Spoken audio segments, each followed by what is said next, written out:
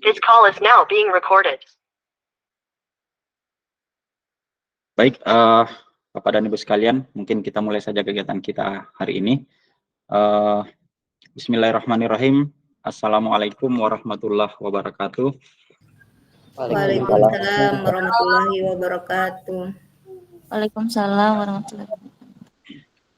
Bapak dan Ibu sekalian yang sama-sama berbahagia, mengawali kegiatan kita di siang menjelang sore hari ini, saya kembali mengajak kepada Bapak dan Ibu semua untuk senantiasa memanjatkan puji dan syukur kehadirat Allah Subhanahu wa Ta'ala atas segala limpahan rahmat dan karunia-Nya kepada kita sekalian, sehingga alhamdulillah kita masih dapat bertemu secara virtual di room ini dalam rangka bagaimana kemudian kita belajar bersama, berdiskusi bersama terkait dengan apa yang kemudian akan saya sampaikan nanti terkait dengan budaya positif. Salam dan salawat senantiasa kita peruntukkan kepada junjungan kita, Baginda Rasulullah Muhammad Sallallahu Alaihi Wasallam, kepada para keluarga, para sahabat, dan para pengikut-pengikutnya yang senantiasa istiqomah menjalankan sunnah-sunnahnya. Bapak dan Ibu sekalian, izinkan saya di kesempatan ini bahwa keberadaan kita di room virtual ini semata-mata dalam rangka bagaimana kemudian kita belajar bersama. Ya, kita sama-sama dalam posisi belajar Bapak dan Ibu, tidak ada yang lebih dari saya, karena apa yang akan kita lakukan hari ini semata-mata hanya sekedar berbagi terkait apa yang sempat saya lakukan terkait dengan budaya positif. Meskipun mungkin Bapak dan Ibu, saya yakin dan percaya, apalagi Pak Kadek yang jauh lebih duluan melakukan praktik baik ini terkait budaya positif, dan juga teman-teman yang lain. Dan tentunya harapan kita adalah bahwa apa yang kita diskusikan hari ini insya Allah dapat bermanfaat buat kita, yang tentunya dapat kita implementasikan kepada anak-anak dan teman-teman kita di sekolah masing-masing. Baik, Bapak dan Ibu sekalian, izinkan saya share screen dulu.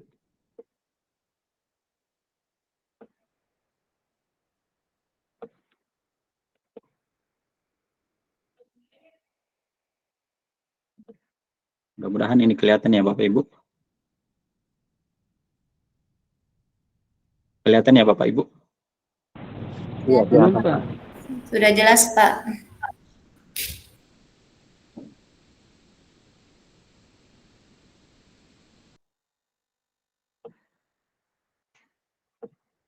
Iya, oke. Kelihatan Midi? Iya, kelihatan Pak. Ya, baik. Iya, sudah. Iya, jelas, Pak. Oke. Baik Bapak dan Ibu sekalian, izinkan saya untuk memaparkan terkait dengan apa yang akan saya diseminasikan terkait pemahaman dan penerapan budaya positif. Di materi ini Bapak dan Ibu terkait dengan pemahaman dan penerapan budaya positif, ada beberapa hal yang menjadi konsep utama dari modul budaya positif di program pendidikan guru penggerak. Ini tepatnya ada di modul 1.4. Bapak dan Ibu, di sana kita akan membahas tentang 6 poin terkait dengan konsep budaya positif ini. Yang pertama itu adalah disiplin positif dan nilai-nilai kebajikan universal. Kemudian yang kedua itu adalah kebutuhan dasar manusia. Kemudian yang ketiga, motivasi perilaku manusia. Yang keempat, posisi kontrol restitusi. Ini ada 5 ini Bapak dan Ibu. Kemudian keyakinan kelas. Ya, yang terakhir adalah segitiga restitusi. Bapak dan Ibu sekalian, terkait dengan ke-6 poin ini, insya Allah akan coba saya bahas secara singkat satu persatu. Tentunya sekali lagi Bapak dan Ibu bahwa apa yang akan saya sampaikan itu mungkin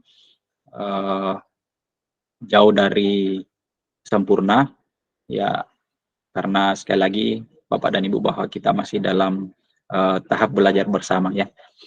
Oke, baik Bapak dan Ibu, terkait dengan modul budaya positif ini, kita awali tentu dengan bagaimana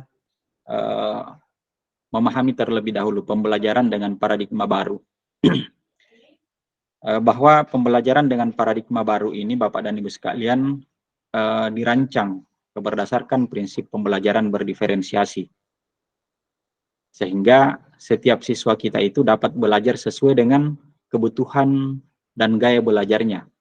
Ya, sesuai dengan kebutuhannya dan gaya belajarnya dari setiap tahapan perkembangan masing-masing.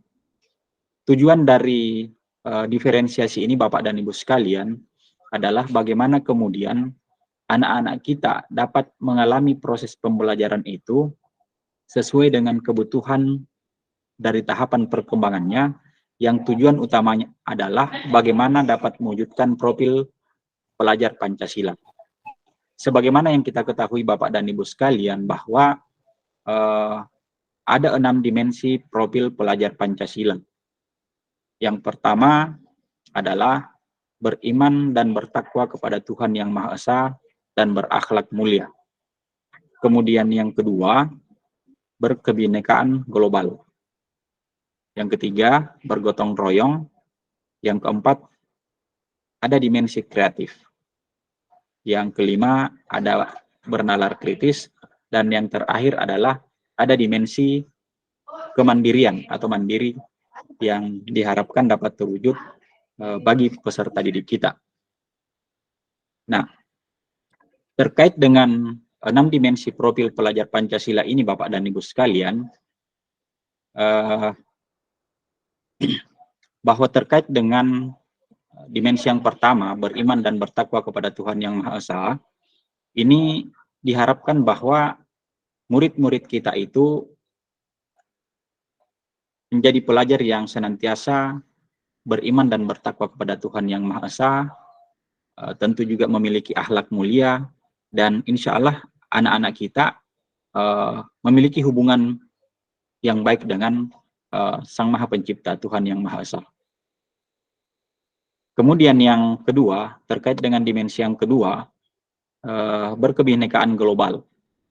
Diharapkan bahwa dengan dimensi ini, murid-murid kita diharapkan dapat mempertahankan budaya-budaya luhur secara lokal dan identitasnya.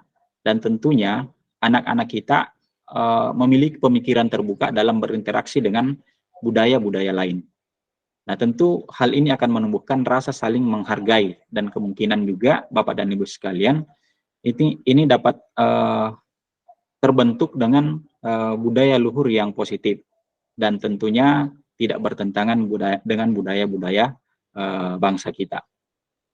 Kemudian terkait dengan dimensi yang ketiga, dimensi gotong royong, bahwa pelajar atau siswa kita itu diharapkan mampu untuk melakukan kegiatan secara bersama-sama. Ya, kolaborasinya di sini Bapak dan Ibu yang diutamakan, yang ditonjolkan. Kemudian yang keempat adalah ada dimensi mandiri. Diharapkan bahwa anak-anak kita menjadi pribadi-pribadi atau pelajar-pelajar yang bertanggung jawab atas setiap proses dan hasil belajarnya. Kemudian ada bernalar kritis. Diharapkan dari dimensi ini bahwa anak-anak kita mampu secara objektif memproses setiap informasi-informasi yang diterimanya, yang diperolehnya, baik kualitatif maupun kuantitatifnya, demi membangun keterkaitan antara satu informasi dengan informasi yang lain, mampu menganalisis setiap informasi dan mengevaluasi, serta kemudian anak-anak kita mampu menyimpulkan informasi itu. Dan yang terakhir adalah kreatif. Ya, tentu diharapkan bahwa anak-anak kita menjadi pribadi-pribadi yang mampu memodifikasi dan menghasilkan sesuatu yang original. Ya, tentu diharapkan bahwa dapat memberi makna dan manfaat serta berdampak bagi orang banyak. Kemudian, Bapak dan Ibu sekalian, itu sekilas tentang dimensi profil pelajar Pancasila. Kita mulai ke yang pertama tentang budaya positif. Yang pertama adalah disiplin positif. Bapak dan Ibu sekalian, dalam budaya kita, kadang kita memaknai disiplin ini sebagai sesuatu yang dilakukan oleh seseorang kepada orang lain untuk mendapatkan kepatuhan. Disiplin ini, Bapak dan Ibu, kita cenderung menghubungkannya dengan ketidaknyamanan, sehingga kadang kita menganggap bahwa ketika ada seseorang yang kemudian melakukan hal-hal yang negatif dalam artian bahwa melanggar norma atau aturan yang mungkin berlaku di sekitar kita, maka kemudian kita menganggap bahwa orang tersebut kemudian tidak disiplin, dan konsekuensinya adalah selalu mengarah kepada yang namanya hukuman, Bapak dan Ibu. Nah, sementara sesungguhnya disiplin ini tidak selalu identik dengan yang namanya hukuman. Nanti akan kita bahas lebih jauh, Bapak dan Ibu sekalian, terkait ini. Nah, kemudian sebagai pendidik, tentu tujuan kita adalah menciptakan anak-anak yang memiliki disiplin diri, sehingga mereka bisa berperilaku dengan mengacu pada nilai-nilai kebajikan universal dan memiliki motivasi intrinsik, bukan motivasi ekstrinsik. Banyak di antara kita, dan mungkin juga ini tentunya terjadi kepada anak-anak kita, Bapak dan Ibu, terkait dengan disiplin ini, banyak di antara kita yang melakukan hal terkait dengan disiplin ini, tetapi itu munculnya tidak semata-mata dari dalam diri, bukan karena adanya motivasi intrinsik dari dalam diri kita, bukan karena kesadaran diri pribadi, tetapi hanya karena adanya dorongan dari luar, atau yang biasa kita sebut sebagai motivasi ekstrinsik. Nah, diharapkan dengan penerapan disiplin positif ini, Bapak dan Ibu sekalian, pelan namun pasti anak-anak kita itu kemudian akan muncul dan tumbuh dari dalam dirinya motivasi intrinsik itu. Nah, disiplin positif ini akan terjadi, Bapak dan Ibu sekalian, ketika di lingkungan sekolah kita ini ada kebiasaan-kebiasaan positif yang terbangun. Tentunya kebiasaan-kebiasaan positif itu tidak akan langsung dilakukan oleh anak-anak kita. Semua tentu berawal dari kita sebagai pendidik. Ya, karena sebagai pendidik kita kemudian menjadi role model. Kita menjadi contoh dan panutan bagi anak-anak kita. Apapun kiranya yang kita lakukan, Bapak dan Ibu sekalian, maka tentu diharapkan itu adalah hal-hal yang positif. Baik itu dalam sikap, tutur kata, dan tindakan kita, semua adalah hal-hal yang positif. Sehingga ketika dengan ini terbangun, maka anak-anak kita kemudian itu akan mengikuti kebiasaan-kebiasaan yang dilakukan oleh Bapak dan Ibu guru sebagai pendidik, sebagai role model, dan sebagai panutan bagi mereka. Sehingga ketika ini sudah terbangun, ada kebiasaan positif dari rekan-rekan guru, kemudian diikuti oleh anak-anak kita dan seluruh warga sekolah, maka kemudian lama-kelamaan ini akan terbangun sebuah budaya yang disebut sebagai budaya positif, dan tentunya ini akan berimplikasi secara keseluruhan di dalam sekolah kita. Anak-anak kita akan menjadi nyaman belajar, akan nyaman berinteraksi dengan teman-temannya, berinteraksi dengan gurunya, karena anak-anak kita merasa bahwa saya berada di lingkungan yang tepat, di lingkungan yang nyaman. Nah, Bapak dan Ibu, semua ini akan mengubah perilaku dan sikap anak-anak kita, dan tentunya hal ini akan melahirkan motivasi. Ya, motivasi itu adalah motivasi intrinsik. Memang terbangun karena kesadaran pribadi anak-anak kita. bukan karena adanya motivasi dari luar, karena ingin dipuji lah, ingin mendapat penghargaan dan segala macam. Kemudian Bapak dan Ibu, dapat dikatakan bahwa disiplin positif itu merupakan salah satu cara penerapan disiplin yang bertujuan untuk menumbuh kembangkan kesadaran serta memberdayakan anak untuk melakukan sesuatu tanpa ancaman maupun hukuman. Jadi dengan terciptanya disiplin positif di lingkungan sekolah kita Bapak dan Ibu, maka akan tumbuh kesadaran anak-anak kita. Kemudian secara tidak langsung juga anak-anak kita merasa diberdayakan untuk melakukan sesuatu itu tanpa adanya motivasi-motivasi yang lain. Bukan karena takut ancaman atau karena takut hukuman yang telah ditetapkan oleh misalnya oleh gurunya. Nah, ini akan kita bahas lebih lanjut nanti Bapak dan Ibu terkait bagaimana hukuman dan penghargaan itu. Seperti itu Bapak dan Ibu. Selanjutnya,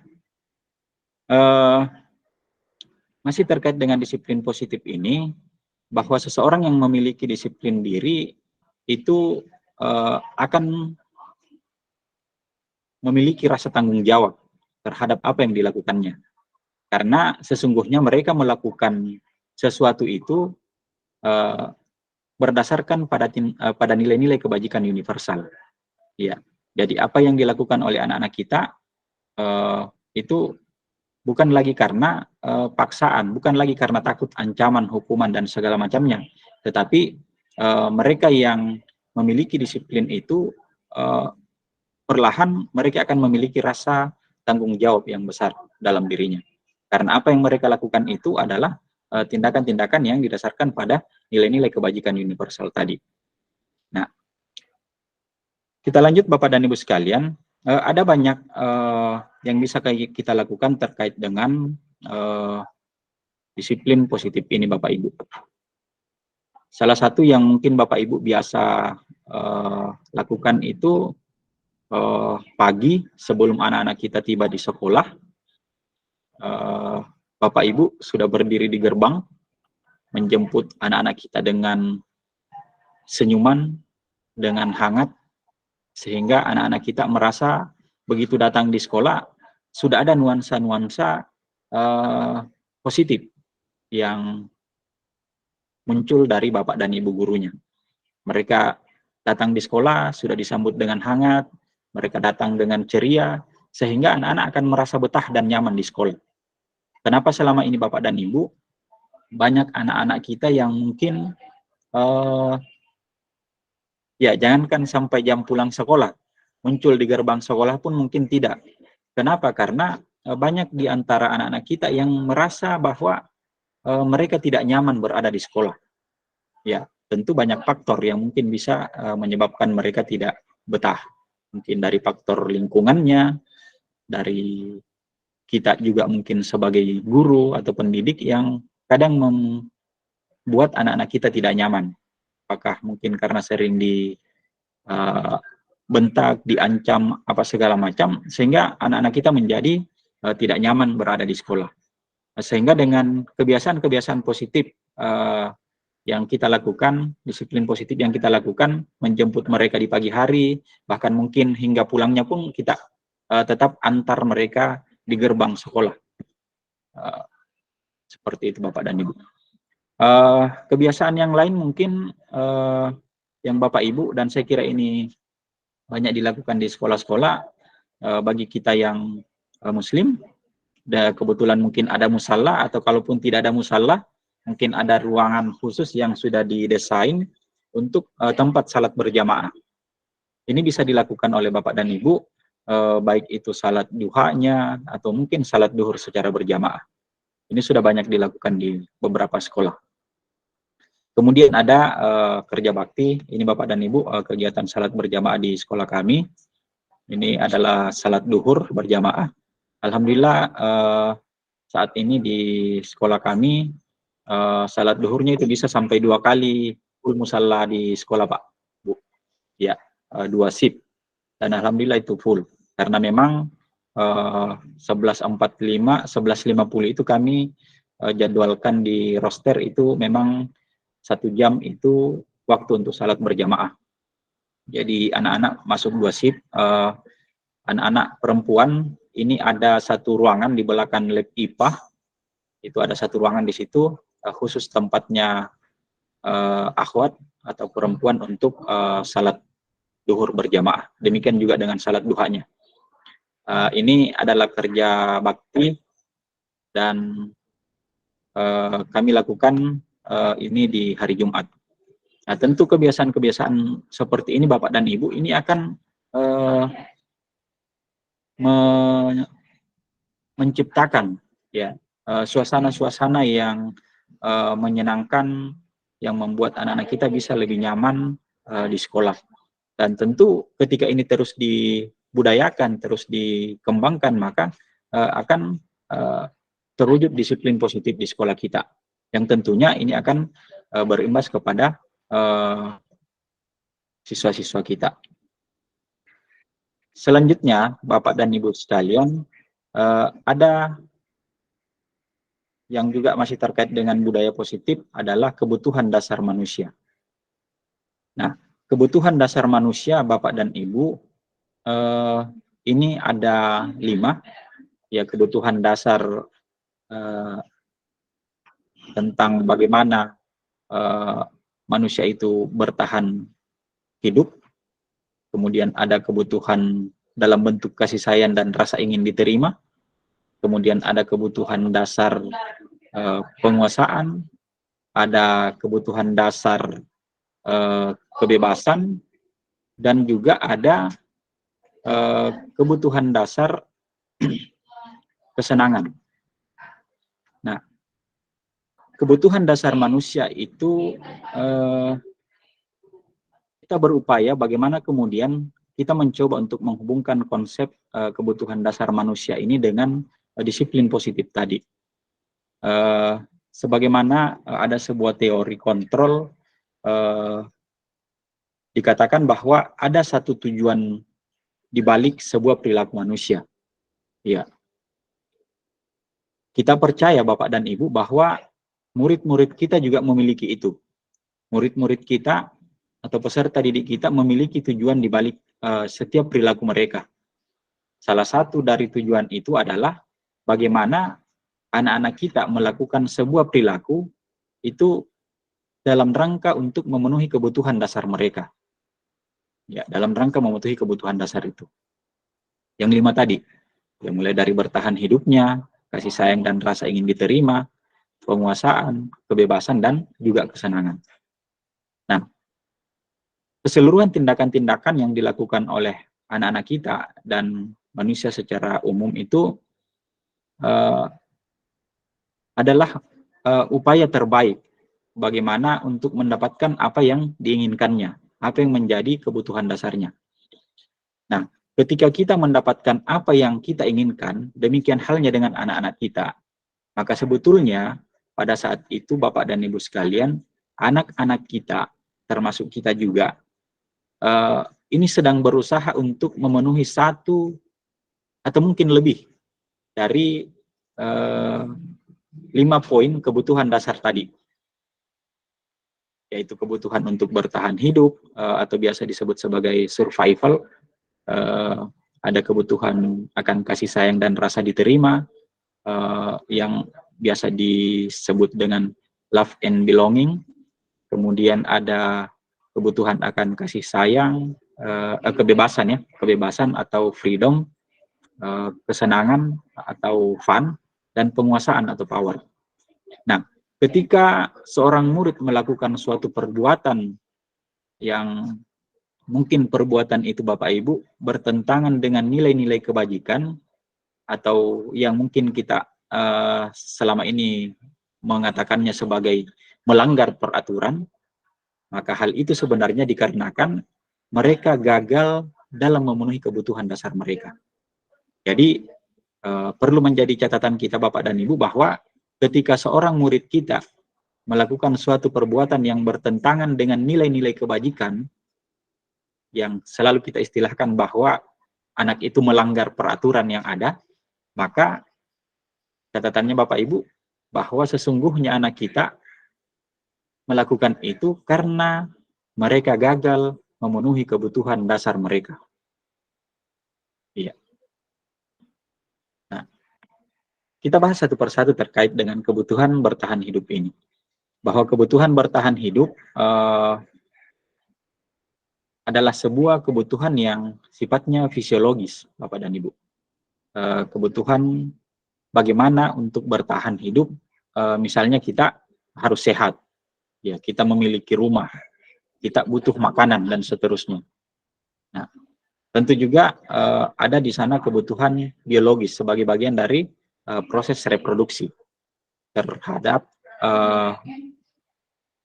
ya, ini terjadi pada kita, Bapak dan Ibu, manusia, juga mungkin makhluk hidup lainnya, tetapi sebagai makhluk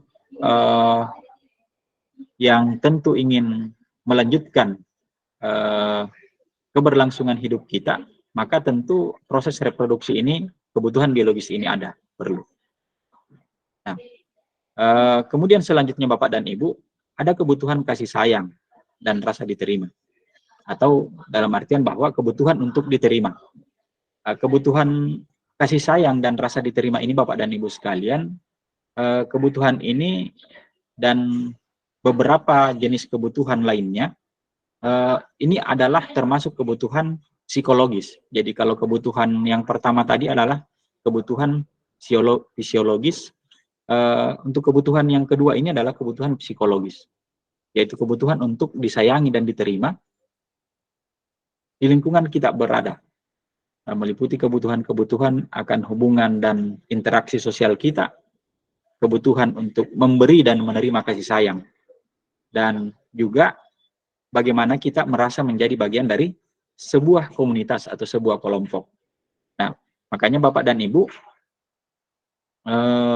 kalau mungkin kita, Bapak dan Ibu, kita sudah memiliki komunitas itu. Ya, bagaimana kita menjadi bagian dari sebuah kelompok atau komunitas di sekolah. Nah, tentu anak-anak kita juga seperti itu, Bapak dan Ibu. Hanya saja kita berharap bahwa jangan sampai ada kemudian kelompok yang menghasilkan geng-geng yang ya mungkin dalam tanda kutip tidak berada di jalan yang lurus, seperti itu. Kemudian kebutuhan yang ketiga Bapak Ibu, kebutuhan akan penguasaan, ya, kebutuhan atas pengakuan atas setiap kemampuan yang dimiliki.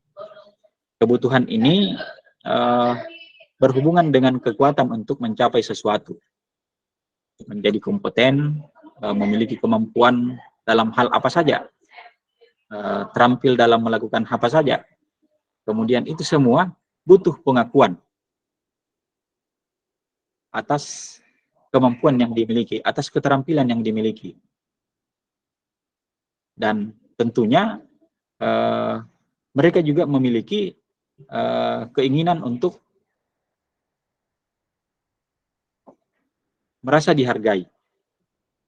Nah, anak-anak yang memiliki kebutuhan dasar akan penguasaan ini, Bapak dan Ibu, biasanya selalu ingin menjadi pemimpin, ya, selalu menonjol. Mereka juga suka mengamati sebelum mencoba hal-hal yang baru. Namun ketika mencoba hal-hal yang baru, namun gagal, maka anak seperti ini akan kecewa dengan apa yang dilakukannya. Kemudian selanjutnya ada kebebasan. Nah, kebutuhan akan kebebasan ini adalah sebuah kebutuhan akan kemandirian. Ya, anak-anak ingin memiliki otonomi sendiri, memiliki pilihan sendiri, dan berharap bahwa mereka mampu mengendalikan arah hidup seseorang. Ini kebebasan, kebutuhan akan kebebasan. Dan yang terakhir adalah kebutuhan akan kesenangan. Kebutuhan kesenangan ini adalah kebutuhan untuk selalu merasa senang. Kebutuhan bagaimana kita mencari kesenangan-kesenangan, bagaimana bermain, tertawa, dan tentu Bapak dan Ibu, ini semua menjadi kebutuhan kita. Karena bisa kita bayangkan Bapak dan Ibu, ketika kita hidup tanpa kenikmatan apapun, ya, betapa menyedihkannya itu. Nah, tentu Bapak dan Ibu, ketika kita kembali ke anak-anak kita, kepada murid-murid kita, maka anak-anak dengan kebutuhan dasar kesenangan yang tinggi ini, biasanya anak-anak seperti ini ingin menikmati apa yang dilakukan. Mereka juga bisa berkonsentrasi tinggi saat mengerjakan hal yang disenangi.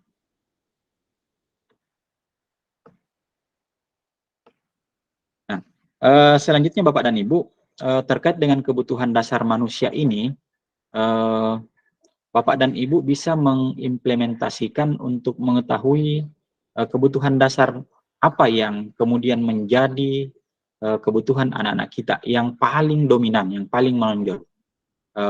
Ada angket yang bisa kita berikan kepada mereka untuk mendeteksi dan mengetahui kebutuhan-kebutuhan dasar dari setiap anak-anak kita, dari setiap peserta didik kita. Nah, ini angket yang saya coba sebar ke mereka.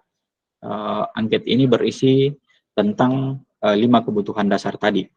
Dan ini kemudian kita analisis sehingga kita bisa melihat Bapak dan Ibu bagaimana anak-anak kita memiliki kebutuhan dasar yang paling mereka butuhkan sungguhnya. Nah, selanjutnya Bapak dan Ibu sekalian, kita masuk pada motivasi perilaku manusia. Motivasi perilaku manusia ini bahwa sebagaimana kita ketahui Bapak dan Ibu sekalian, bahwa motivasi itu merupakan dorongan yang timbul pada diri seseorang secara sadar ataupun tidak sadar untuk melakukan suatu tindakan dengan tujuan tertentu. Ya, ada 3 yang kemudian menjadi motivasi perilaku manusia. Yang pertama adalah menghindari ketidaknyamanan dan hukuman. Kemudian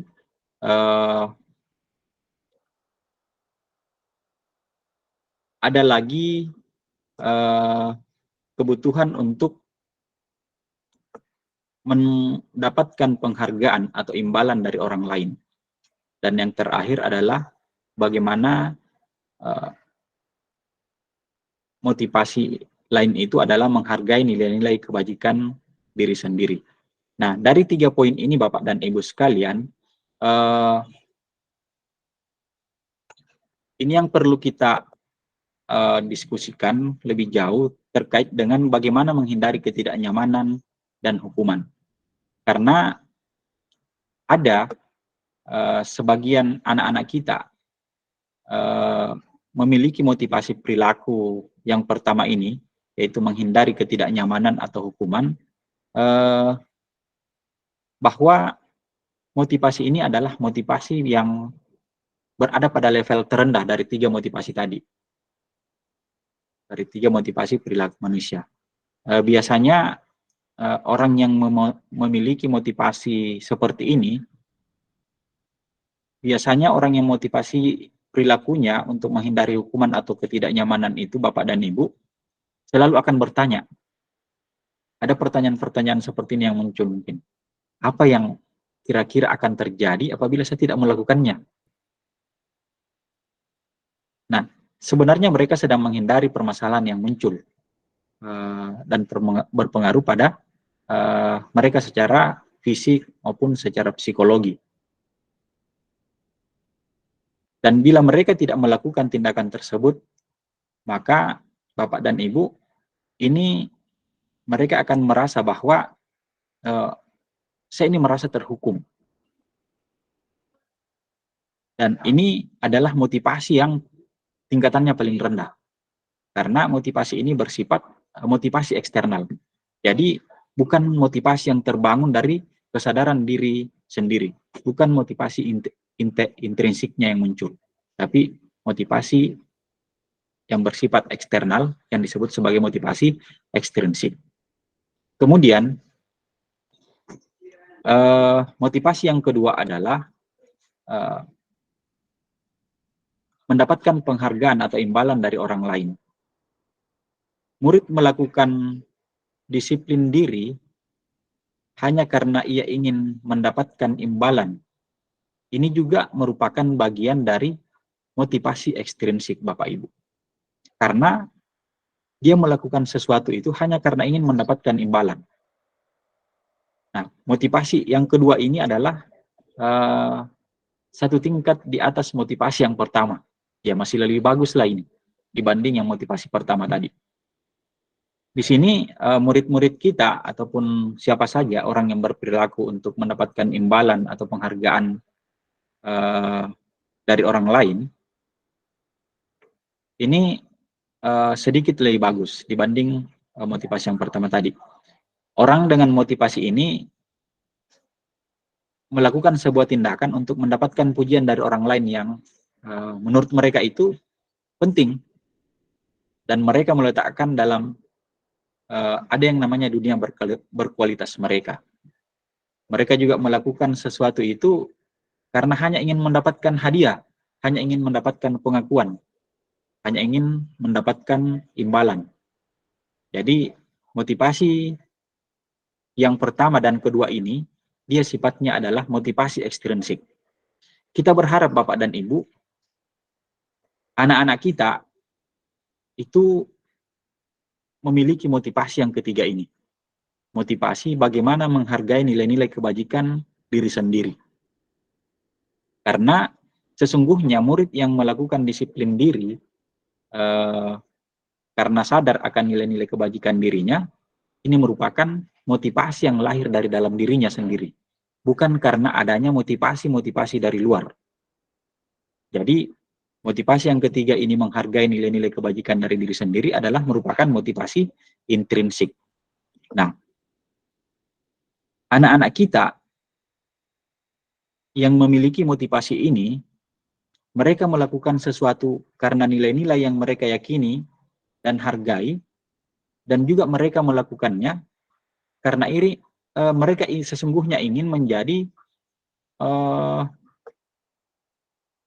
bukan karena dorongan-dorongan eksternal. Mereka melakukan itu karena motivasi yang membuat dirinya itu memiliki disiplin positif. Ya, karena motivasinya memiliki perilaku yang bersifat intrinsik tadi. Jadi motivasi mereka melakukan itu murni dari kesadaran pribadi. Motivasi intrinsiknya lebih besar. Mereka melakukannya karena motivasi intrinsik, bukan karena ingin dipuji, ingin dihargai, dan segala macamnya. Nah, selanjutnya Bapak dan Ibu sekalian,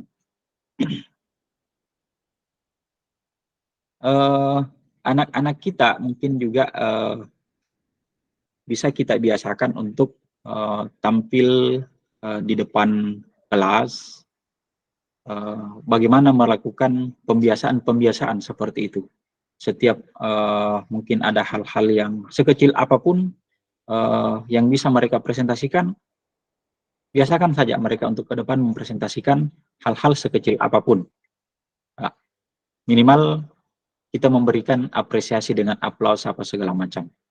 Ya, meskipun Bapak dan Ibu nanti juga akan kita bahas terkait dengan bagaimana pemberian penghargaan itu. Tetapi bukan berarti bahwa penghargaan itu Bapak Ibu sama sekali tidak harus kita hapus ya. Itu. Ya, apresiasi itu masih tetap menjadi bagian yang perlu kita lakukan, tetapi apresiasinya sedapat mungkin Bapak dan Ibu kita menghindari dalam bentuk materi gitu ya. Nah, selanjutnya Bapak dan Ibu, kita masuk ke konsep disiplin dengan identitas gagal. Ya, kalau selama ini Bapak dan Ibu ketika ada anak-anak kita yang melakukan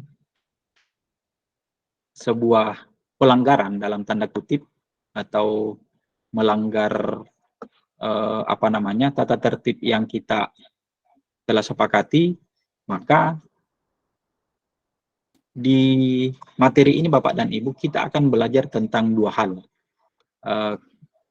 Karena sesungguhnya baik hukuman, penghargaan itu masuk dalam kategori identitas gagal. Identitas gagalnya itu Bapak dan Ibu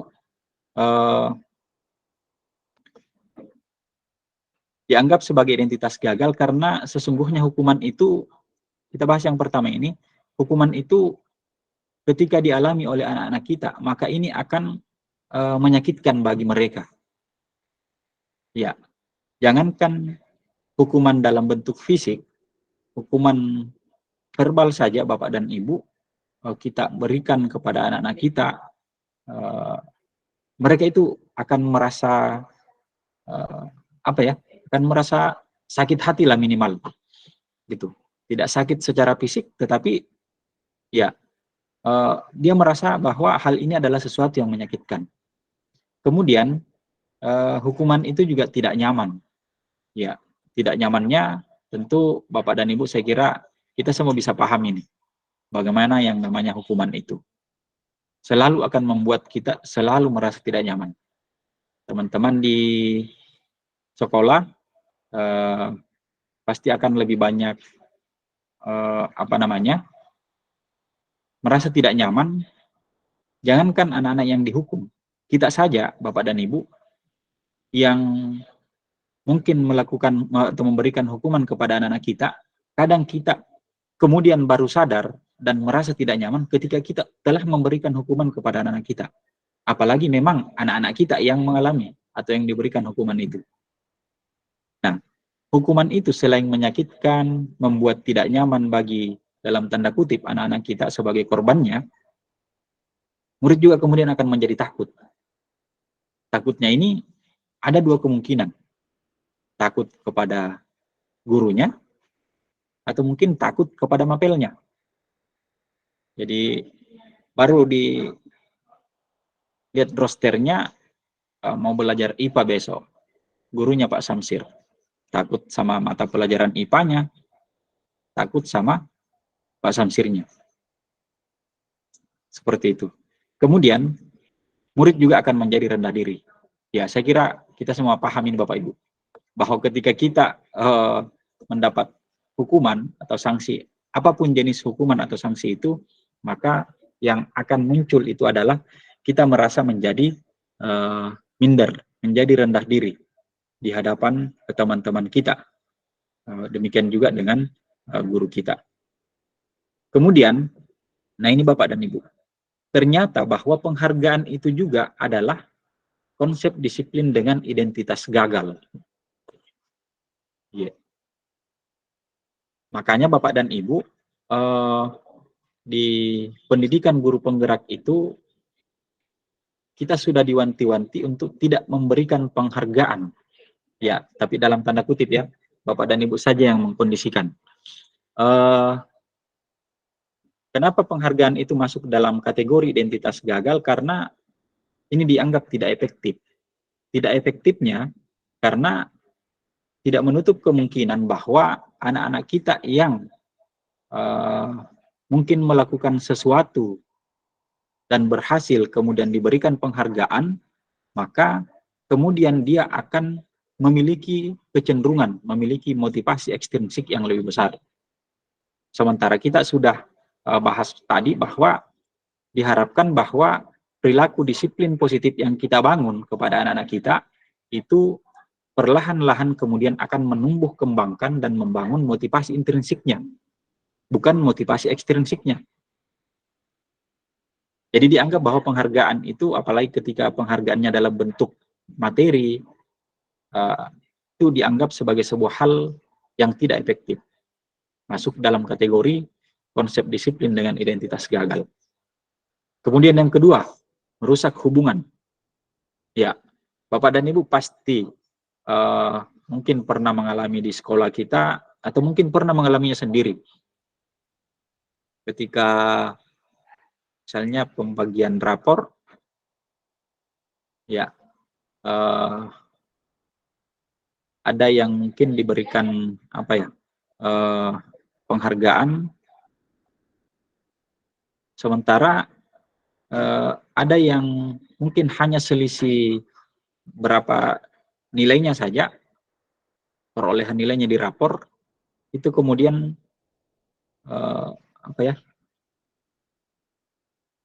merasa bahwa harusnya dia juga dapat. Nah, sehingga mungkin ada kecemburuan-kecemburuan yang muncul di antara anak-anak kita. Sehingga ini bisa merusak hubungan di antara mereka. Kemudian, penghargaan itu juga dianggap mematikan kreativitas. Ya, karena itu tadi, dianggap bahwa penghargaan itu sebagai sebuah motivasi-motivasi yang selalu menjadi tujuan anak-anak kita. Sehingga mereka hanya akan melakukan sesuatu karena memburu penghargaannya itu. Kemudian yang terakhir adalah penghargaan itu merampas hak menghargai dirinya.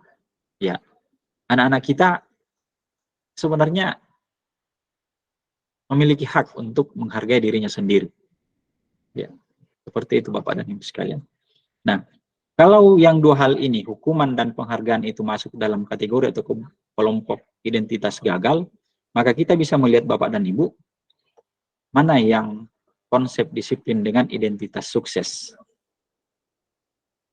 Nah, bedakan Bapak dan Ibu, kalau yang mungkin selama ini kita pahami,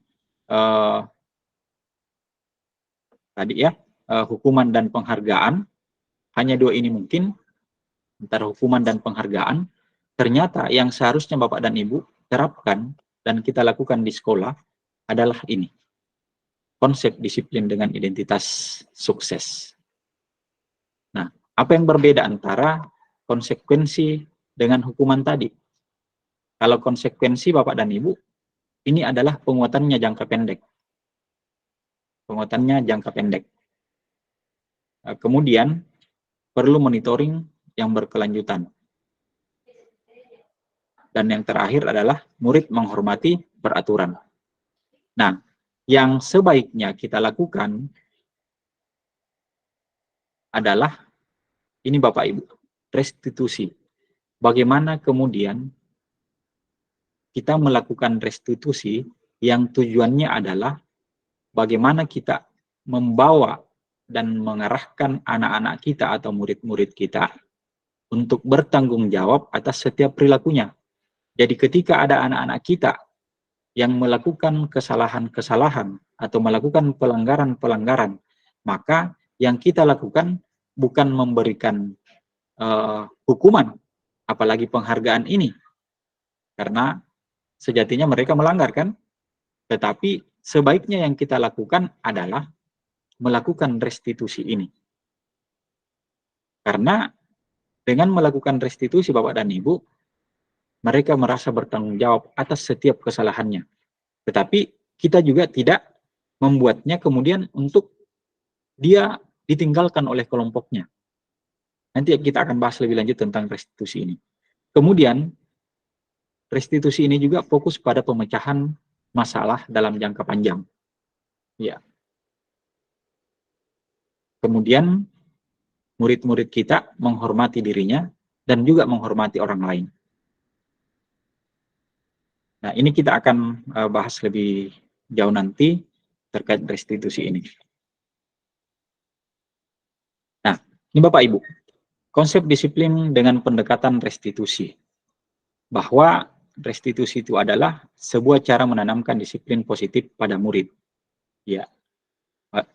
Bagaimana menanamkan disiplin positif pada murid? Tentu salah satunya adalah dengan restitusi ini. Nah, apa sesungguhnya restitusi itu Bapak Ibu? Bahwa restitusi adalah proses menciptakan kondisi bagi murid untuk memperbaiki kesalahan mereka. Jadi, anak-anak kita yang melakukan kesalahan-kesalahan, pelanggaran-pelanggaran, ya, kita berusaha bagaimana menciptakan kondisi anak-anak kita kembali menjadi stabil, meskipun mereka ini bersalah, meskipun mereka ini melakukan pelanggaran. Sehingga nantinya, anak-anak kita ini tidak menjadi minder. Karena nantinya mereka bisa kembali kepada kelompok mereka dengan karakter yang lebih kuat. Ya. Kenapa memiliki karakter yang lebih kuat? Karena kita memberikan perlakuan kepada mereka tidak dengan menghakiminya, tidak dengan menghukumnya. Meskipun juga kita tidak memberikannya penghargaan. Karena boro-boro kita memberikan penghargaan orang yang melanggar kan, hukuman saja Bapak dan Ibu, ini juga kita masih berusaha untuk menghindari itu dengan cara menerapkan restitusi ini. Nah, ada beberapa ciri restitusi yang Bapak Ibu mungkin perlu pahami, bahwa yang pertama, restitusi bukan untuk menebus kesalahan. Ya, jadi meskipun anak-anak ini kita berikan perlakuan, tetapi ingat Bapak dan Ibu bahwa tujuannya bukan untuk menebus kesalahannya, tapi mereka diharapkan belajar dari kesalahan yang telah mereka lakukan. Yang kedua, restitusi itu bertujuan untuk memperbaiki hubungan, ya, memperbaiki hubungan antara pelaku pelanggaran dengan korbannya, dalam tanda kutip. Jadi anak-anak kita yang melakukan pelanggaran atau melakukan kesalahan terhadap orang lain, maka hubungannya tetap bagus. Karena yang satu tidak merasa dikorbankan, sementara yang satunya, pelaku, ini tetap diberikan perlakuan, tetapi tidak sampai menghakimi, apalagi menghukum. Kemudian, yang ketiga, restitusi ini adalah tawaran, bukan paksaan. Jadi restitusi ini bisa kita berikan opsi kepada anak-anak kita. Mau direstitusi, mau dilakukan perlakuan, ya kita berikan kesempatan mereka. Kapan saja mereka bisa datang, mungkin menawarkan diri, ya, ingin diperbaiki, ingin di coaching lah istilahnya, kalau mungkin istilah-istilah yang tren sekarang ya. Kemudian menuntun untuk melihat ke dalam diri, ya, anak-anak kita merefleksi dirinya. Bagaimana kita guru berdiskusi, berbincang dengan mereka untuk kemudian mengarahkan anak-anak kita bagaimana kemudian dia melihat, berkaca, dan merefleksi setiap apa yang dia lakukan. Kemudian restitusi itu menguatkan dan fokus pada solusi. Namun solusinya ini Bapak dan Ibu, bukan Bapak dan Ibu guru yang memberikan solusi atas persoalan yang dihadapi oleh anak-anak kita. Tetapi anak-anak kita lah yang kemudian mencari sendiri solusinya, di bawah bimbingan dan tuntunan Bapak Ibu guru. Selanjutnya Bapak dan Ibu, ini 5 posisi kontrol restitusi. Ada posisi kontrol penghukum, ada posisi kontrol pembuat merasa bersalah, ada juga posisi kontrol sebagai teman, dan ada posisi kontrol sebagai pemantau atau pemantau. Dan yang kelima adalah ada posisi kontrol sebagai manajer. Dari kelima posisi kontrol ini Bapak dan Ibu sekalian, maka posisi manajer inilah yang diharapkan ada pada Bapak dan Ibu.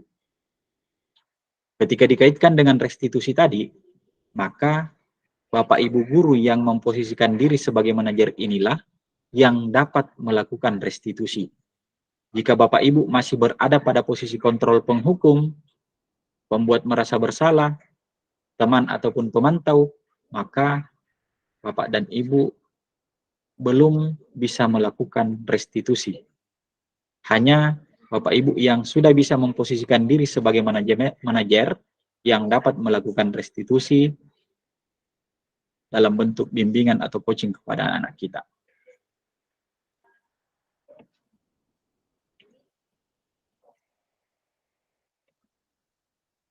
Nah, Bapak dan Ibu sekalian, saya ingin jelaskan singkat ini terkait dengan 5 posisi kontrol restitusi. Sebagai penghukum, mungkin Bapak dan Ibu biasa melakukan, baik itu secara sadar ataupun tidak, baik disengaja ataupun tidak, ketika Bapak Ibu guru memposisikan diri sebagai posisi kontrol restitusi sebagai penghukum itu, maka biasanya posisi penghukum ini menggunakan hukuman fisik maupun verbal. Ya, fisiknya mungkin di tiklah minimal telinganya atau di petek tangannya dan segala macam, maupun hukuman-hukuman verbal yang lain dengan tatapan mata yang tajam atau mengancam dan segala macam. Nah, Bapak Ibu guru yang menerapkan posisi kontrol penghukum ini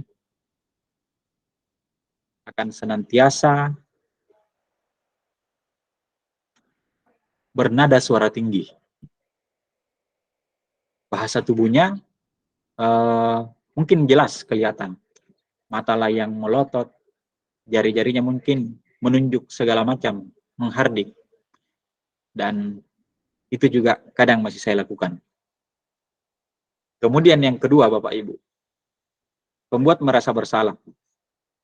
Bapak dan Ibu guru yang merasa berada pada posisi pembuat merasa bersalah ini, biasanya guru yang seperti ini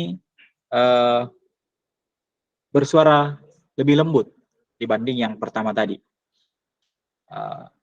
Guru yang berada pada posisi pembuat merasa bersalah ini akan menggunakan keheningan yang membuat orang lain merasa tidak nyaman. Ya. Meskipun kata-kata yang keluar dari mulutnya ya lebih lembut. Kadang mungkin orang yang pembuat merasa bersalah ini kata-kata yang biasa muncul itu, ya saya ini sebenarnya kecewa dengan kamu. Ya, meskipun lembut kata-katanya, tetapi sangat menohok itu, Bapak dan Ibu. Nah, guru yang berada di posisi pembuat merasa bersalah ini, nada suaranya ya lembut, memelas, halus, bahkan mungkin cenderung sedih. Nah, bahasa tubuhnya juga sedikit lesu dan mungkin melakukan pendekatan-pendekatan persuasif kepada anak-anak. Tetapi ini masih mending dibanding yang nomor 1 tadi, Bapak dan Ibu. Kemudian yang ketiga,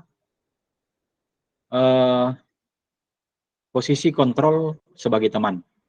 Ketika Bapak dan Ibu memposisikan diri sebagai berada pada posisi kontrol sebagai teman, maka Bapak dan Ibu guru yang berada pada posisi ini itu tidak akan menyakiti anak-anak kita. Enggak. Tetapi Bapak dan Ibu akan tetap berupaya mengontrol murid secara persuasif. Posisi teman pada guru bisa saja negatif, bisa juga positif. Positifnya, Bapak Ibu mungkin memiliki hubungan yang baik dengan murid-muridnya. Mungkin Bapak dan Ibu yang berada pada posisi ini menggunakan hubungan baik dan mungkin humornya tinggi untuk mempengaruhi anak-anak kita. Sehingga kadang mereka berkata kepada anak-anak kita, mungkin kurang lebihnya kalau kita di sini, ayo Mie bantu Kak, demi Bapak gini. Misalnya toh. Tetapi Bapak Ibu ini sedikit mending sebenarnya. Karena Bapak Ibu yang memposisikan diri sebagai teman, itu nada suaranya ramah, akrab, dan tentunya suka bercanda. Kalau kita mau lihat bahasa tubuhnya, merapat atau mungkin merangkul anak-anak kita, matanya juga lebih bersahabat, dan mungkin senyumnya ya banyak senyum, tetapi mungkin senyumnya yang sedikit-sedikit jenaka lah begitu. Nah, kita masuk ke posisi kontrol yang keempat, memantau sebagai pemantau. Ya, Bapak Ibu guru yang memposisikan diri sebagai pemantau, ini namanya memantau ya pasti mengawasi ya. Ya. Nah, pada saat kita mengawasi mereka, maka tentu kita bertanggung jawab atas perilaku anak-anak yang sedang kita awasi. Ya, teman-teman, Bapak dan Ibu guru yang memposisikan diri sebagai pemantau ini mendasarkan setiap aktivitas itu pada peraturan-peraturan dan konsekuensinya. Ya. Nah, guru yang memposisikan diri sebagai pemantau itu nada suaranya datar, bahasa tubuhnya sedikit formal. Ya. Meskipun bahasanya datar. Yang terakhir Bapak Ibu, posisi manajer, di mana guru dengan posisi ini berbuat sesuatu bersama dengan murid. Ya, jadi kalau mungkin dari poin 1 sampai poin 4 tadi, ibu guru yang dominan memperbaiki kesalahan anak-anak kita. Tetapi di posisi manajer ini Bapak dan Ibu, Bapak Ibu tidak sendiri, tetapi bersama-sama dengan murid yang sedang melakukan kesalahan. Bagaimana kemudian kita sama-sama berdiskusi, kita sama-sama berbuat bersama dengan murid kita, kemudian mempersilahkan murid mempertanggungjawabkan perilakunya, pertanggungjawabkan kesalahannya. Namun kita mendukung dia agar dapat menemukan jalan keluar atau solusi dari permasalahan yang dihadapinya. Ya, maksudnya permasalahan yang sedang dihadapi di sini adalah bagaimana agar dia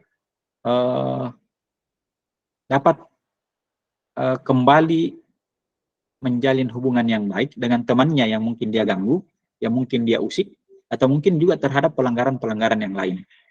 Jadi dia tetap bertanggung jawab terhadap pelanggarannya, terhadap kesalahannya, tetapi dia juga tidak merasa bahwa saya ini dihakimi, saya ini dihukum. Karena kita bersama-sama dengan dia berdiskusi, bersama-sama bekerja untuk mencari dan menemukan solusi dari permasalahan yang dihadapinya. Keluar dari masalahnya. Dan tetap dia bertanggung jawab atas kesalahan yang dia lakukan. Nah, kemudian Bapak dan Ibu, guru yang dengan posisi ini, nada suaranya itu tulus, ya, tidak memelas sama seperti di posisi sebelumnya tadi. Bahasa tubuhnya juga tidak kaku, dan lebih cenderung lebih akrab dan lebih dekat dengan murid. Ini saya ingin mencoba untuk memutarkan video Bapak dan Ibu.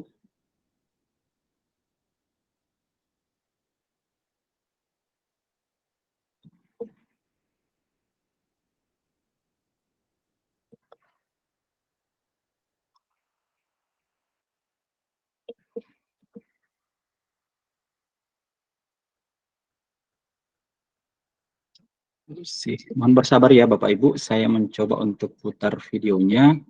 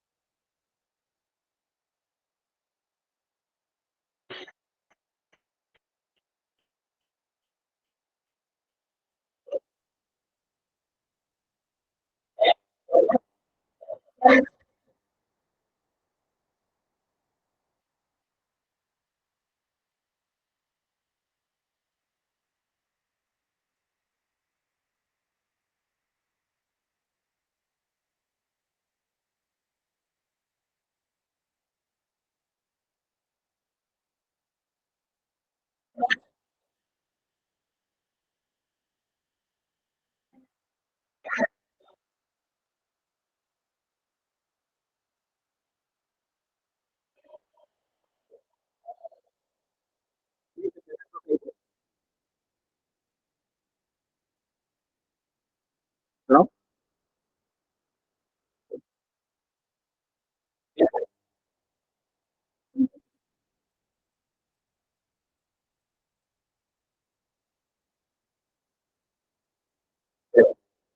Bisa dengar Bapak Ibu?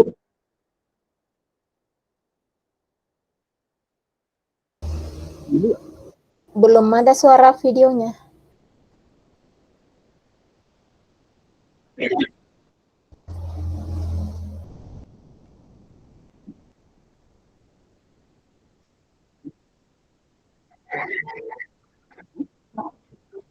Ada suaranya? Ya?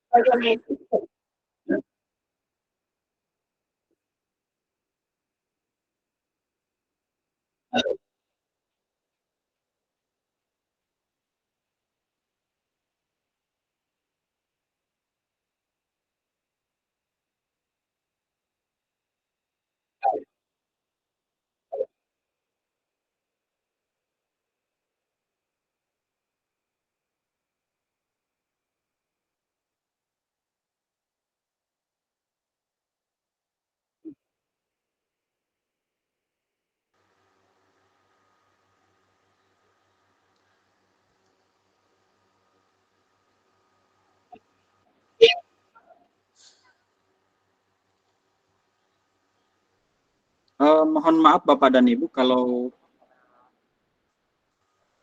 ternyata ini audionya tidak terdengar ya. Ya,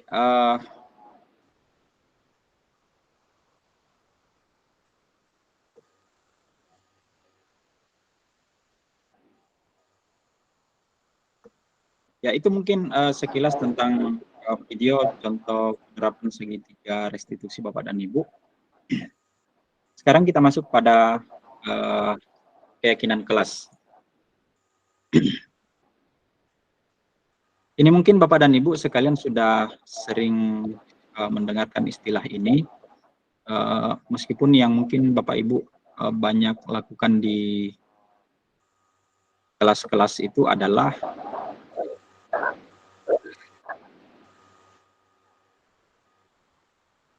halo? Ini suara saya terdengar ya? Bapak Ibu? Terdengar Pak, terdengar. Ya, tentang keyakinan kelas, mungkin Bapak dan Ibu sudah banyak yang sering melakukan ini terkait keyakinan kelas ini, yang mungkin Bapak Ibu selalu menggunakan apa namanya istilah kesepakatan kelas ya. Ya. Nah mungkin ada yang bertanya, kenapa mesti kita menggunakan keyakinan kelas, tidak peraturan kelas saja? Ya, mungkin ini ketika kita kembalikan Bapak dan Ibu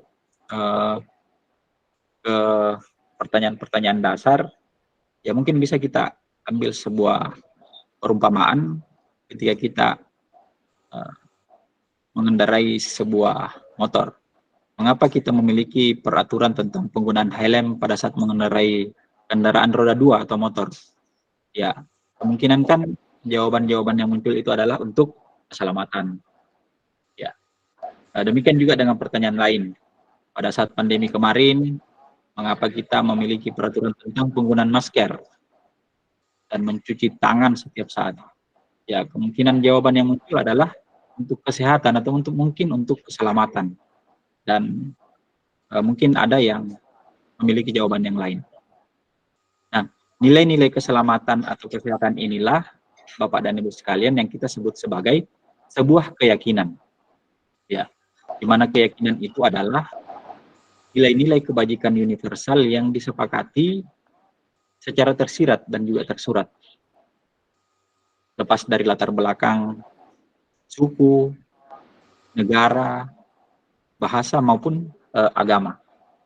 Nah, nilai-nilai kebajikan yang menekankan pada keyakinan itu, Bapak dan Ibu, akan lebih memotivasi seseorang secara intrinsik. Jadi muncul lagi motivasi intrinsik, bahwa seseorang itu, anggap misalnya murid-murid kita, itu akan lebih tergerak dan bersemangat untuk menjalankan keyakinannya dibanding hanya sekedar mengikuti serangkaian peraturan yang Bapak Ibu buat, baik itu secara tertulis maupun tidak tertulis, tetapi tidak memiliki makna apa-apa. Nah, sehingga murid-murid itu akan bersikap yang sesungguhnya tindakan itu bukan dari dalam dirinya, karena anak-anak kita itu hanya akan menerima apa yang sudah disampaikan oleh guru. Nah, terkait nilai-nilai, terkait dengan keyakinan kelas ini, Bapak dan Ibu, mungkin yang Bapak Ibu selama ini buat dalam bentuk kesepakatan kelas, itu di mana Bapak dan Ibu sebagai guru itu akan bersama-sama, akan berkolaborasi dengan anak-anak kita, membuat kesepakatan-kesepakatan itu. Karena berbeda dengan anak-anak kita, mereka itu perlu mendengarkan dan memahami arti sesungguhnya tentang peraturan-peraturan yang mungkin selama ini kita berikan. Apa nilai-nilai kebajikan di balik peraturan tersebut? Apa tujuan utamanya?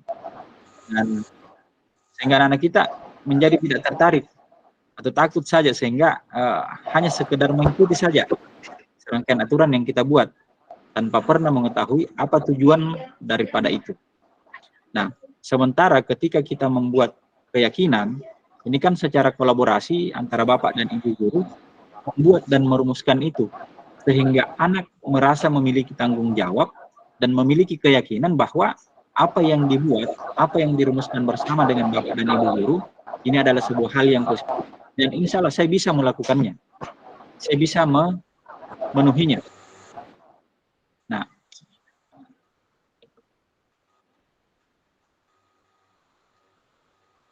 selanjutnya Bapak dan Ibu sekalian, terkait dengan keyakinan kelas ini, ada beberapa yang mungkin perlu saya sampaikan sedikit Bapak dan Ibu, bahwa pembentukan keyakinan kelas atau pembentukan keyakinan sekolah mungkin yang pernah Bapak Ibu sudah buat lakukan selama ini, bahwa keyakinan kelas itu dia bersifat lebih abstrak daripada peraturan. Peraturan itu kan lebih dengan konkret. Ya, keyakinan kelas itu berupa pernyataan yang universal. Kemudian pernyataan keyakinan kelas itu senantiasa dibuat dalam bentuk pernyataan-pernyataan atau kalimat-kalimat positif. Ya, tidak sama mungkin kalau dia dalam bentuk peraturan-peraturan, mungkin kita selalu mengatakan tidak boleh, ya kan? Mungkin selama ini kita selalu membuat kesepakatan kelas dengan anak-anak kita, mengatakan bahwa tidak boleh ribut di dalam kelas, atau tidak boleh terlambat masuk kelas, tidak boleh datang terlambat, dan seterusnya. Ketika kita membuat sebuah keyakinan kelas, maka pernyataan-pernyataan negatif tadi kita buat menjadi sebuah pernyataan dalam bentuk positif. Misalnya tidak boleh datang terlambat, kita membuatnya menjadi hadir tepat waktu. Itu kan sudah menjadi kalimat yang lebih positif. Kemudian keyakinan kelas itu Bapak dan Ibu hendaknya tidak terlalu banyak, ya. Jangan membuat keyakinan kelas banyak, tetapi tidak bisa diingat oleh anak-anak kita, apalagi mau dilaksanakan. Jadi buat keyakinan kelas itu secukupnya agar anak-anak mudah mengingat dan mudah memahaminya, tentu mudah melaksanakannya. Ya. Dan kita juga berupaya Bapak Ibu bahwa keyakinan kelas itu sebaiknya adalah sesuatu yang bisa kita terapkan di lingkungan sekolah. Nah, kemudian keyakinan kelas ini diharapkan semua warga kelas, ya anak-anak kita itu diharapkan untuk semua berkontribusi dalam pembuatan keyakinan kelas ini, ya melalui curah pendapat. Ya anak-anak kita menyampaikan semua ide-idenya, menyampaikan semua pendapatnya untuk sebagai bentuk kontribusinya dalam proses pembuatan atau kerumusan keyakinan kelas ini. Kemudian keyakinan kelas juga ini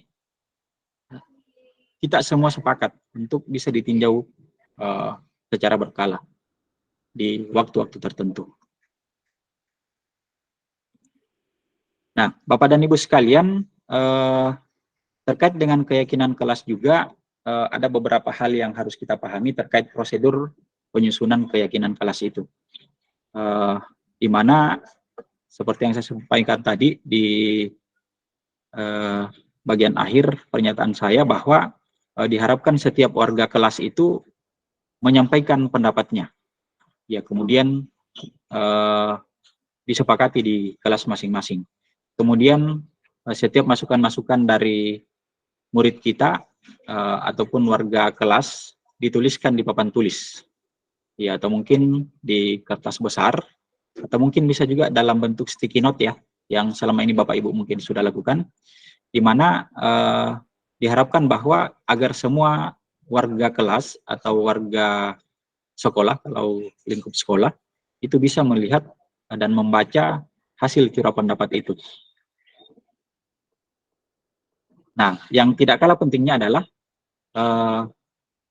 menyusun keyakinan kelas itu sesuai prosedurnya, ya, bahwa kita mencoba mengganti kalimat-kalimat yang negatif itu menjadi kalimat-kalimat yang positif. Ya, seperti yang saya sampaikan tadi, tidak boleh terlambat, ganti dengan hadir tepat waktu, atau mungkin jangan berlari di dalam kelas. Nah, mungkin bisa diganti dengan berjalan dengan tertib, dengan tenang, misalnya di dalam kelas atau mungkin di teras-teras sekolah.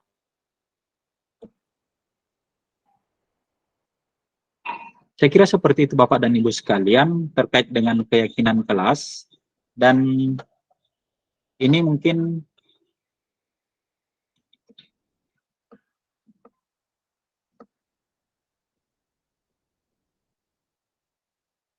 salah satu contoh keyakinan kelas yang mungkin Bapak Ibu mungkin selama ini juga sudah terapkan, ya, datang tepat waktu, mengumpulkan tugas tepat waktu, menggunakan HP untuk kepentingan belajar. Jadi tidak ada lagi kalimat-kalimat yang sifatnya melarang, yang sifatnya membatasi anak-anak kita, meskipun tetapi memiliki makna yang sama Bapak Ibu.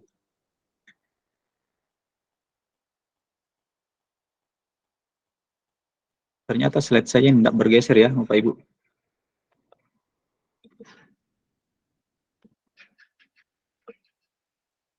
Ya, saya kira seperti itu Bapak dan Ibu sekalian terkait dengan pemaparan saya. Mungkin sangat singkat Bapak dan Ibu, dan mungkin ada hal-hal yang kurang berkenan, mohon dimaafkan. Jika ada hal-hal yang ingin didiskusikan, mungkin kita bisa diskusikan, dan insya Allah akan saya jawab sesuai kemampuan saya. Jadi silakan Bapak Ibu.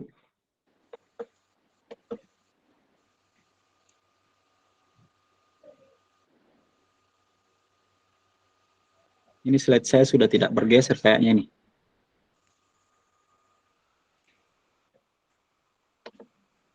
Oke, silakan Bapak Ibu jika ada yang ingin bertanya.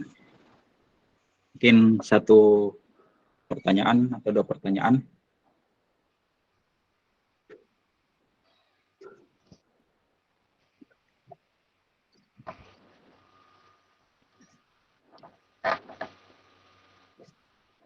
Oke, silakan Pak Juniwan.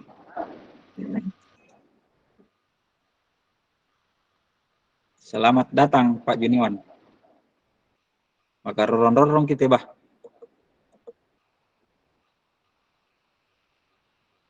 Oke, ada pertanyaan Bapak Ibu? Jika tidak ada,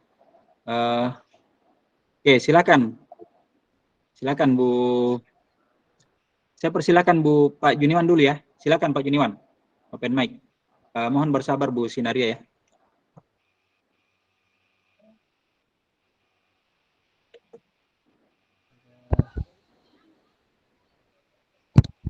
Ya, Silakan Pak. Assalamualaikum warahmatullahi wabarakatuh. Ya, silakan. Kedengaran ji suara saya, Tabe? Ayo merdu sekali. Lanjut. Waalaikumsalam warahmatullahi wabarakatuh. Sore untuk kita semua. Tabe kepada kita Sore. yang sangat menarik tadi itu yang mengenai aplikasinya yang video yang ketua tampilkan, namun sayang sekali tidak kedengaran suaranya. Kalau bisa ketua Tabe itu nanti bisa dibagikan di grup untuk kami lebih dalam lagi mempelajarinya. Iya. Siap. Ini Pak Juniwan dari Mas aja ini. Dari kemarin Pak Ketua. Dari tadi. Itu video itu ada saya share di grup MGMP itu Pak. Ada. Ya silakan manjat-manjat sedikit. Ya, oke. Silakan Bu Sinaria. Iya, makasih Pak. Terima kasih. Bu Sinaria silakan Bu. Assalamualaikum warahmatullahi wabarakatuh.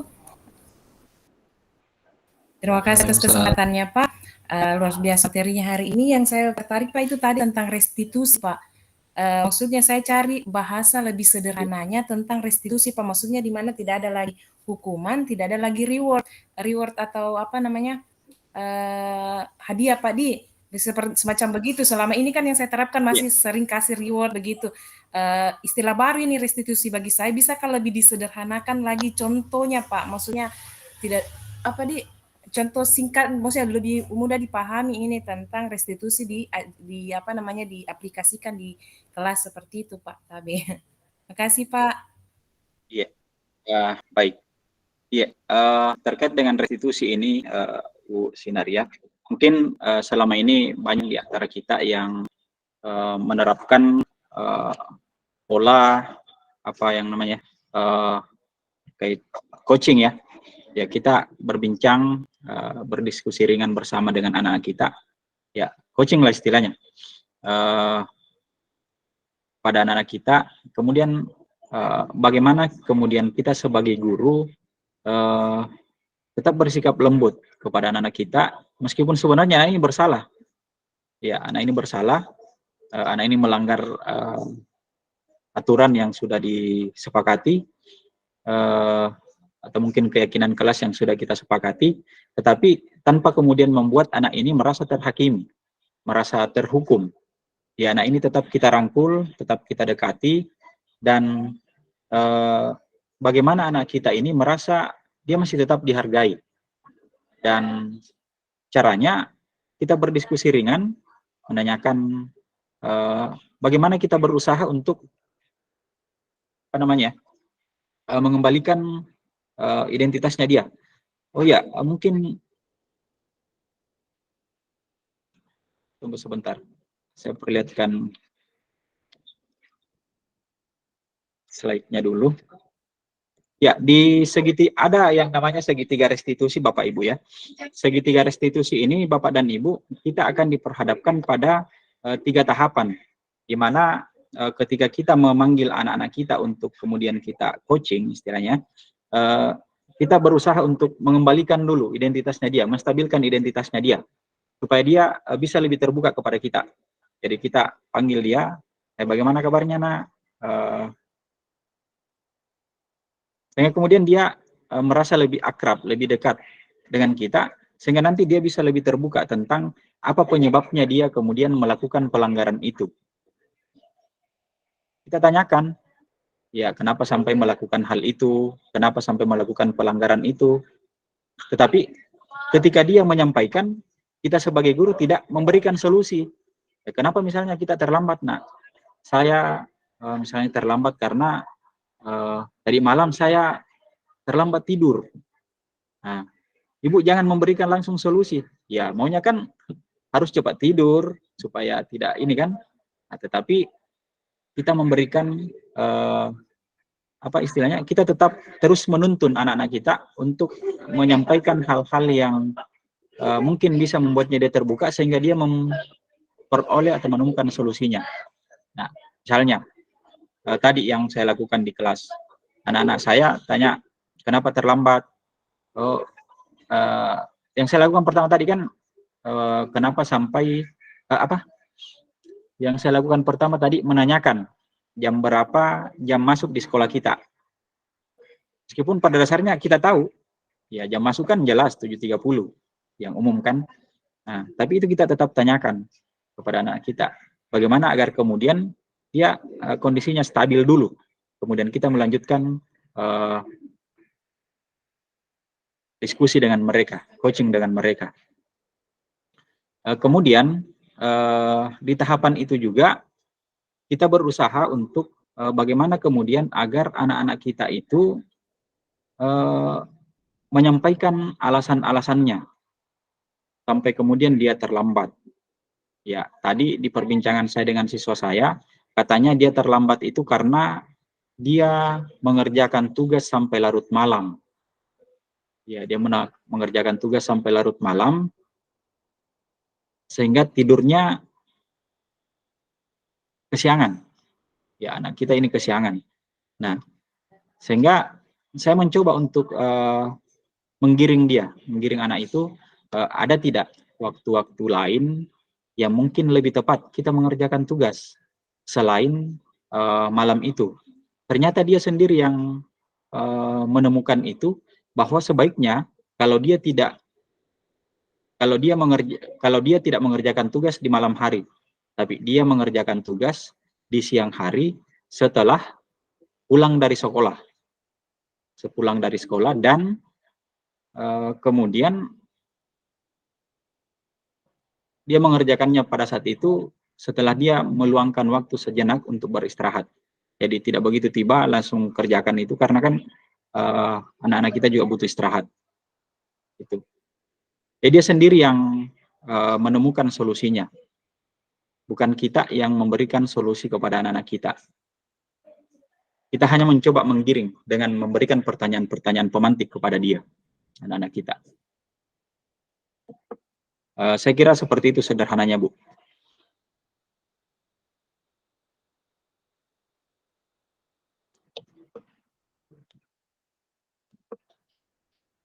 Saya kira seperti itu ya, Bu Sinaria. Iya, siap. Terima kasih, dipahami. Belum bisa dipahami secara utuh dan sempurna karena mungkin juga penjelasan saya. Pak. Tinggal pelaksanaannya nanti di sekolah ini. Iya. Terima kasih banyak, Pak. Ya, saya kira seperti itu Bapak dan Ibu. Mohon maaf karena sudah banyak menyita waktu tak. Saya kira waktunya juga sudah pukul 5 ini. Mohon maaf sudah merepotkan Bapak Ibu, menyita waktu istirahatnya atau aktivitas yang lain. Terima kasih banyak atas kebersamaannya dan sekali lagi mohon maaf jika ada hal-hal yang kurang berkenan, dan saya tutup dengan ucapan wabillahi taufik wal hidayah. Wassalamualaikum warahmatullahi wabarakatuh. Waalaikumsalam warahmatullahi wabarakatuh.